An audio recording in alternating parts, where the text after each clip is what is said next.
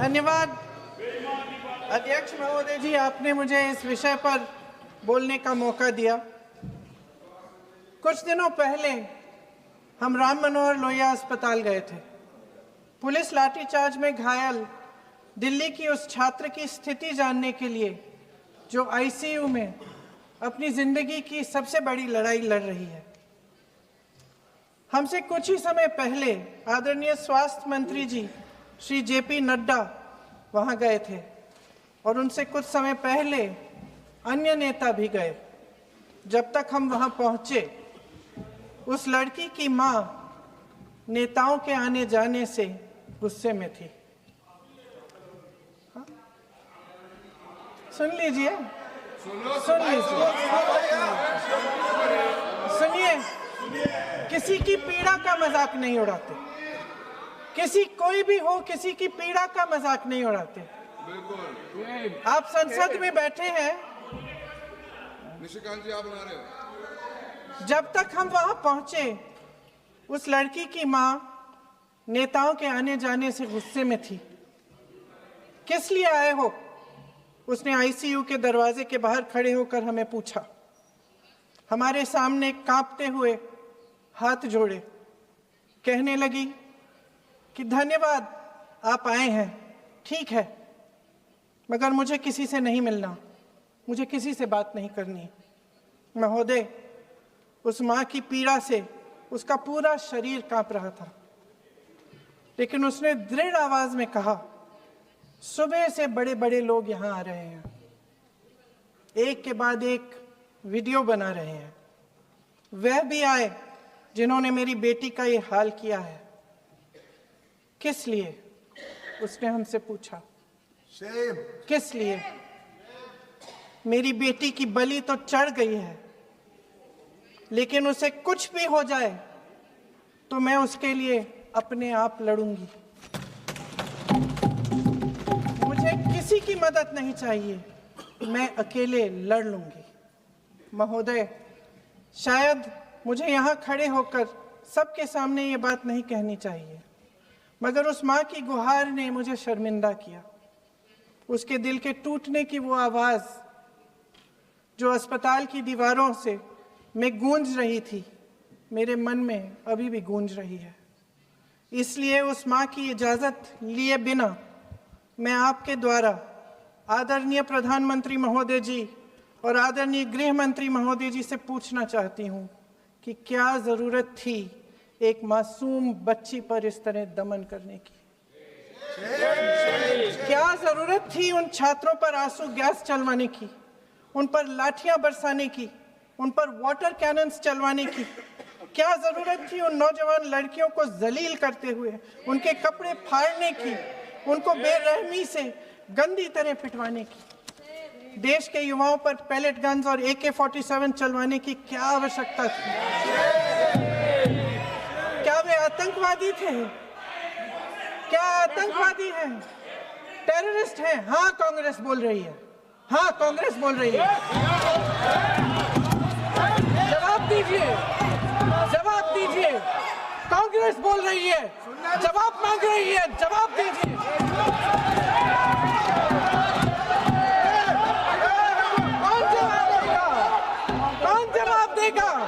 गृह मंत्री जी जवाब देंगे। किसने ऑर्डर दिया? किसने ऑर्डर दिया पैलेट गन्स चलाने के लिए? किसने ऑर्डर दिया? आपके माध्यम से मैं पूछती हूं अध्यक्ष महोदय, किसने ऑर्डर दिया? प्रधानमंत्री जी ने दिया? गृह मंत्री जी ने दिया? जवाब देंगे? पूरा देश पूछ रहा है, सिर्फ कांग्रेस पार्टी नहीं पूछ रही है, पूरा देश पूछ रहा है। अध्यक्ष महोदय, देश के माता पिता पूछ रहे हैं, छात्र पूछ रहे हैं, अध्यापक पूछ रहे हैं, पूरा देश आज ये पूछ रहा है। और आपकी जिम्मेदारी बनती है कि आप इस सवाल का जवाब दें। क्यों डरते हैं आप इस देश के नौजवानों से? क्यों डरते हैं आप इस देश की बुलंद आवाज से?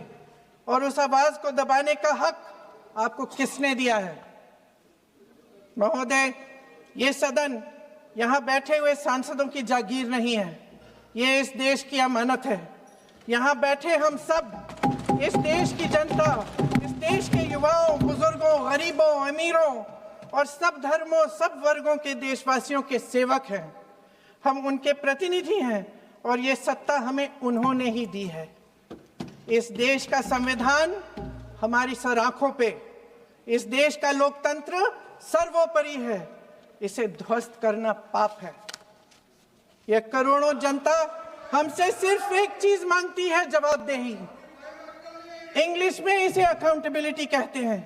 हमें सत्ता देकर, हमें यहां तक लाकर सिर्फ उसकी ये गुहार है कि जो हम करें उसकी भलाई के लिए करें, और अगर उनके साथ अन्याय हो तो हम उनके प्रति जवाबदेह बने और उन्हें न्याय दिलवाएं। पिछले दिनों हजारों बच्चे सड़क पर उतरे। उन्होंने अपनी पीड़ा व्यक्त की। गांधी जी के दिखाए हुए रास्ते पर अहिंसा और सत्य को अपने दिलों में रखते हुए, गाते, मुस्कुराते हुए शांतिपूर्वक प्रदर्शन किया। लोकतंत्र के सबसे पवित्र सिद्धांत के तहत उन्होंने अपनी आवाज उठाने का अधिकार कायम किया। ये उस भारत के बच्चे हैं जो गांव में रहते हैं, जो महानगरों में रहते हैं, जो छोटे कस्बों में, छोटे शहरों में रहते हैं, जहां माँ अपने गहने बेच देती है, पिता अपनी जमीन गिरवी रख देता है, एक परिवार अपनी पूरी जिंदगी की कमाई बच्चे के सपने पर खर्च देता है। और अब उन्हीं बच्चों को लगने लगा है कि आज इस देश में मेहनत से ज्यादा बेईमानी मायने रखती है, मेरिट से ज्यादा पैसा मायने रखता है। तब सिर्फ एक छात्र नहीं हारता, उम्मीद हारती है। इन परेशान बच्चों ने अपनी उम्मीदें आपसे साझा की। उनकी मांगे क्या थी? कि पेपर लीक करके उनके साथ जो बार बार अन्याय किया जा रहा है उस पर कार्रवाई की जाए, कि जो सिस्टम उनके भविष्य को कुचल रहा है उसे सुधारा जाए, कि जो माफिया उन्हें घेरे हुए है उसे हटाया जाए, कि जिस मंत्री के कार्यकाल में यह सब हुआ वह इस्तीफा दे, कि उन पर बर्बरता करने वालों पर कार्रवाई की जाए और उसके लिए माफी मांगी जाए। बस यही उनकी मांग थी ना, कि जो शिक्षा और स्वतंत्र अभिव्यक्ति का अधिकार उन्हें संविधान ने दिया है उसे कायम रखा जाए। महोदय, हमारे एजुकेशन सिस्टम में कुछ समय से बहुत खामियां भर चुकी हैं। बच्चों पे जो प्रेशर डाला जाता है उसकी वजह से सैकड़ों बच्चों ने आत्महत्या कर डाली है। उससे भी ज्यादा बच्चे डिप्रेशन में डूब रहे हैं। परिवारों पर बच्चों को पढ़ाने लिखाने के लिए घूस, capitation fees, tuition fees, coaching fees आदि के घिनौने दबाव हैं। लोन लेने पड़ते हैं, सामान बेचना पड़ता है और उसके बावजूद कोई गारंटी नहीं कि उनके बच्चों के भविष्य मजबूत बन पाएंगे, क्योंकि बेरोजगारी चरम पे है। इस सरकार ने रोजगार पैदा करने वाले सभी सेक्टर्स को लगातार कमजोर किया। एग्जामिनेशन सिस्टम खुद फेल हो गया है। पिछले दशक में 152 पेपर लीक हुए, 750 करोड़ छात्र प्रभावित हुए, मगर एक भी दोषी, एक भी माफिया को सजा नहीं।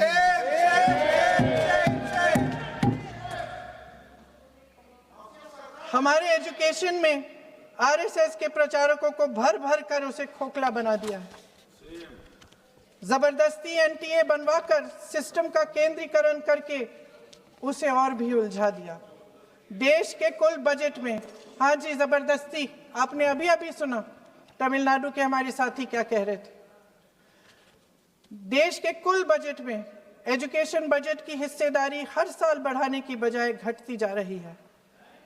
1.4 लाख करोड़ रुपया का पूरा बजट एजुकेशन बजट है और 1.32 लाख करोड़ सिर्फ नीट देने वाले 22 लाख बच्चों के परिवारों से हर साल खींचा जाता है। एक और शर्मनाक आंकड़ा भी है। 1.4 लाख करोड़ रुपया हमारा पूरा एजुकेशन बजट और 16 लाख करोड़ रुपए जो मौजूदा सरकार ने बड़े उद्योगपतियों के लोन माफ किए हैं।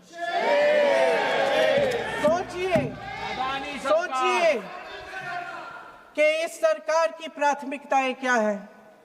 सच ये है अध्यक्ष महोदय कि जिस तरह अस्पताल में उस छात्रा की मां का विश्वास पूरे सिस्टम से हट गया है, उसी तरह देश के युवाओं का भरोसा इस पूरे सिस्टम से टूट चुका है। और जब इस तरह देश के भविष्य हमारे युवा निराश होकर सरकार और सिस्टम से अपना भरोसा हटा देते हैं, तो उस भरोसे को फिर से बनाने के लिए सिस्टम के अंदर से जवाब नहीं ढूंढा जा सकता, उसके दायरे से बाहर निकलना पड़ता है, नए सिरे से ठोस प्रयास करने पड़ते हैं। अफसोस की बात यह है अध्यक्ष महोदय कि इतना हो जाने के बाद भी आदरणीय प्रधानमंत्री महोदय जी और उनके साथी इस सच्चाई को समझ नहीं पा रहे हैं। वे अभी भी ये सोच रहे हैं कि पीआर, नैरेटिव चेंज और पालतू मीडिया के सहारे एक बार फिर उनकी नैया पार हो जाएगी। परसों शिक्षा मंत्री जी ने शर्मनाक परिस्थितियों में अपना इस्तीफा दिया और कल यहीं मकरद्वार पर मेरे सत्ता पक्ष के सांसदों ने जिंदाबाद के नारे चिल्लाते हुए उनका संसद में ऐसे स्वागत किया जैसे मानो कोई सुपरस्टार पहुंच गए हैं। विडंबना देखिए महोदय, जब भूतपूर्व शिक्षा मंत्री को मुकुट पहनाया जा रहा था, स्वागत हो रहा था उनका, तब महाराष्ट्र में एक परिवार पेपर लीक पीड़ित अपनी बेटी की आत्महत्या का शोक मना रहा था। आपकी सरकार ने देश के करोड़ों छात्रों को क्या संदेश दिया? आपको किस बात का गौरव है, किस बात का अभिमान है? ये कौन सा अहंकार है? जहां आंखों में शर्म होनी चाहिए, वहां बेशर्मी और स्वागत के नगाड़े बजाए रह रहे हैं। एक तरफ मातम है, दुख है, यहां फूल माला डाल रहे हैं। कोई आप पर कैसे यकीन करे? प्रधानमंत्री महोदय जी ने नया शिक्षा मंत्री चुना, एक ऐसे व्यक्ति को इस पद पर आसीन किया जिसने एक गर्भवती महिला के बलात्कारियों की रिहाई पर अपनी सहमति व्यक्त की, खुशी जताई। देश की करोड़ों लड़कियों को प्रधानमंत्री जी ने इससे क्या संदेश दिया? सर, अखबारों में है सर, जो प्रहलाद जोशी जी ने बिल्किस बानो के बलात्कारियों की रिहाई पर जो बयान दिए, उसका प्रमाण मैं आपको दे दूंगी, मैं भेज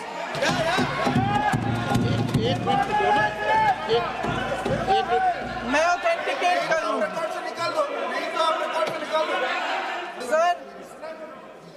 sir, here is a newspaper article. Sir, अरे आपने पूरा बुक ले गया है, आपने बुक लेके आ सकता है।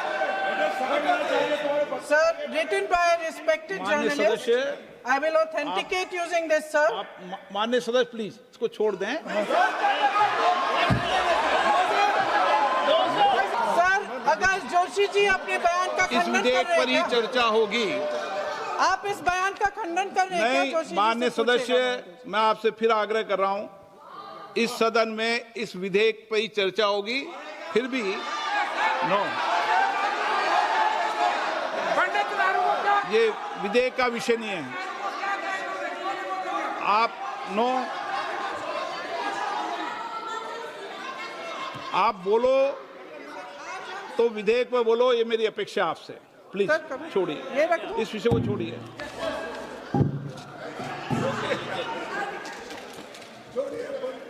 आज हम सदन पटल पर एक ऐसे विधेयक में संशोधन पर डिबेट कर रहे हैं जो 2024 में पारित हो चुका था, और इसमें मुख्य संशोधन यही है कि पेपर लीक के अन्य अपराधों के लिए सजा बढ़ाई जाएगी। मगर जब से ये विधेयक पारित हुआ, तब से अब तक इस सरकार ने एक भी अपराधी को सजा नहीं दी। आपने देखा है कि कल और परसों से फेस रिकॉग्निशन द्वारा प्रदर्शन करने वाले बच्चों के नाम और पते सार्वजनिक किए जा रहे हैं, मगर यही काम पेपर लीक करने वाले अपराधियों के लिए अभी तक नहीं किया गया। ना इस विधेयक में पेपर लीक रोकने के कोई ठोस कदम है। इससे देश के युवाओं का भरोसा कैसे बनेगा? अध्यक्ष महोदय, आदरणीय प्रधानमंत्री महोदय जी को आपके माध्यम से मैं कहना चाहती हूं कि शायद उन्हें अपने सलाहकार बदलने चाहिए। वे असलियत से एकदम टूट चुके हैं। नई नई कमेटियां बनाने से काम नहीं चलेगा। उनका अध्यक्ष चाहे कोई भी हो। राधा कृष्ण कमेटी भी व्यवस्था में सुधार लाने के लिए बनी थी। आज तक उसकी एक सिफारिश लागू नहीं हुई है। और इस नई कमेटी में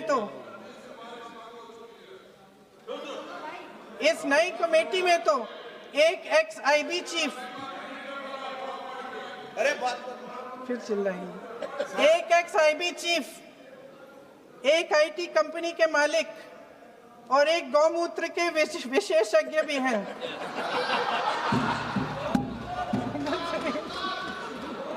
जो सच है क्या करें? इन्हें शिक्षा के बारे में क्या पता जी? सच है। आप आज मेरे से नाराज हो रहे हैं। बस मुस्कुरा लीजिए। वो आपने भी चुनाव लड़ा।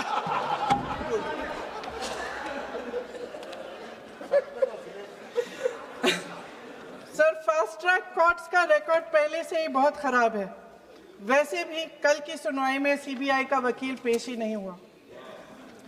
संसद में विपक्ष को दोषी ठहराने से, खोखले राजनीतिक खेल खेलने से काम नहीं चलेगा। आप जेन जी का भरोसा वापस जीतना चाहते हैं तो नए नए एंगल से, अपने फोन से नए नए वीडियो बनाने से नहीं होगा।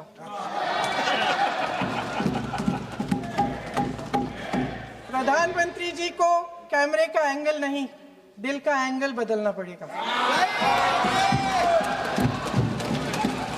ये जेनरेशन जागरूक है, समझता है। झूठ पहचानने की उसकी अपार क्षमता है। इनका दिल और दिमाग जीतने के लिए आपको सच्चाई पर उतरना पड़ेगा। आपके शासन के चलते इस नौजवान पीढ़ी के साथ घोर अन्याय हुआ है, बर्बरता हुई है। इस सच्चाई को स्वीकार करिए।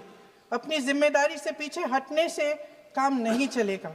आदरणीय प्रधानमंत्री महोदय जी, आपको जिम्मेदारी लेनी पड़ेगी, ठोस कदम उठाने पड़ेंगे।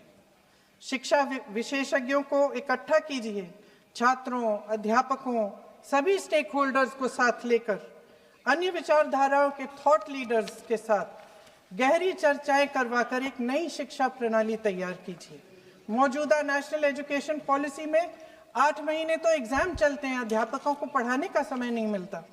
सिर्फ आरएसएस के लोगों से भरने की बजाय सिस्टम को शिक्षित, एजुकेटेड, उन्नत और उदार दृष्टिकोण के लोगों से भी भरिए, जिनकी योग्यता सिर्फ उनकी विचारधारा न हो। रोजगार पैदा करने के सख्त कदम उठाइए, इस पर फोकस करिए। मेडिकल कॉलेजेस की संख्या बढ़ाइए, चिकित्सा शिक्षा का विस्तार कीजिए, ताकि ये बच्चे जो मेहनत कर कर के भी अपने भविष्य नहीं बना पा रहे हैं, एक उज्जवल भविष्य का सपना देख पाए। अध्यक्ष महोदय, छात्रों को सड़क से हटाया जा सकता है, लेकिन उनके सवालों को नहीं। हर लाठी जो किसी लड़की पर, किसी लड़के पर चली है, वे बच्चों की पीठ से ज्यादा सरकार की साख पर पड़ी है। देश के नौजवान न्याय मांग रहे हैं, भीख नहीं। वे यहां सरकार गिराने नहीं, अपना भरोसा बचाने के लिए आए थे।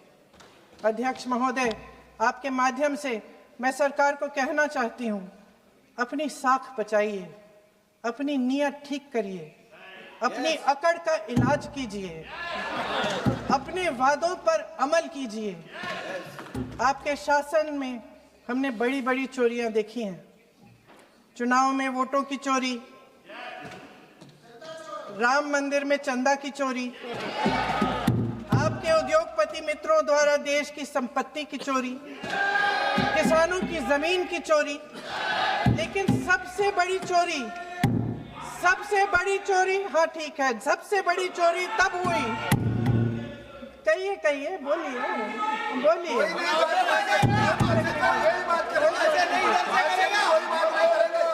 सुन लीजिए, शांति से सुन लीजिए, शांति से सुन लीजिए।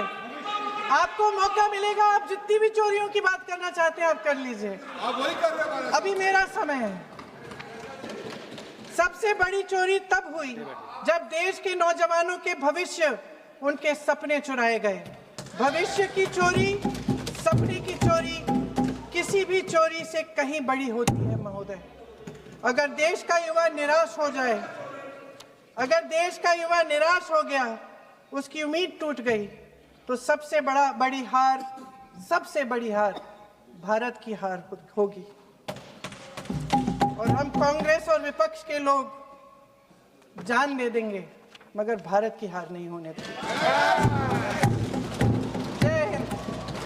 सर अब तो मुस्कुरा लीजिए, भाषण खत्म।